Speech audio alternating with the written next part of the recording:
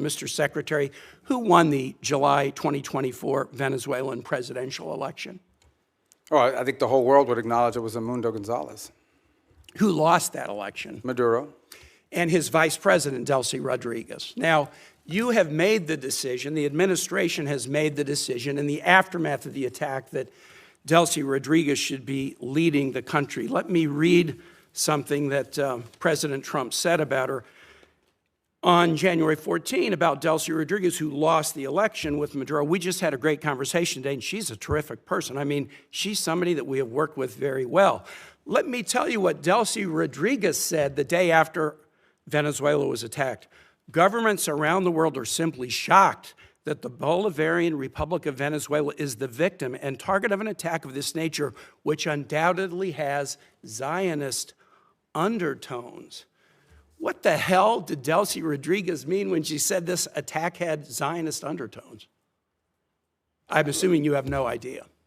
Oh, I have an idea what she meant. I mean, what's the question? What does she mean when she says this attack has Zionist undertones? Look, I'd have to answer, but let me understand in a broader context.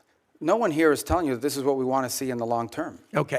This is not a campaign to leave in place the system that's currently in place. Let me switch. But we either have, but I mean, the criticism of us is, all right, go ahead. No, go ahead. I'm ready to switch now to talk about somebody that you know well. You raised an important point. If I can get back to it, I will. You know well and you respect well Maria Corina Machado. Here's what President Trump said about her, won the Nobel Prize in the aftermath of the attack on Venezuela. I think it would be very tough for her to be the leader. She doesn't have the support within or the respect within the country. She's a very nice woman, but she doesn't have the respect. What did President Trump mean by that? Yeah. First of all, I've known Maria Corina for probably 12 years, 13 years. Have dealt with her probably more than as much as anybody on this committee has for certain. And I'll be meeting with her today, in fact. And we met with her a couple weeks ago. So here's the reality, though, and I think what the president was pointing to. And I think Maria Corina would acknowledge this. I talked to her last week. Well, she's very disappointed in those comments, and so are Venezuelans in my state. Okay, well, she didn't share that with me or with us, but I would say this to you.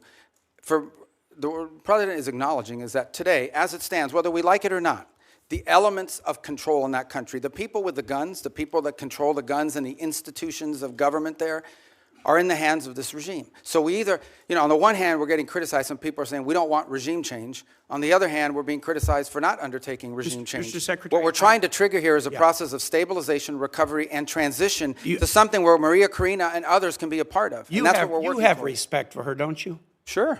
Okay, great. My last question is this. And so does the president, by the way. He met with her. They had a great meeting. And he actually spoke to her last week in my presence. Here's what he said after that meeting. We're talking to her, and maybe we can get her involved in some way. I'd love to be able to do that. Maybe we can do that. We'll set the terms for this Nobel Prize winner having a leadership role.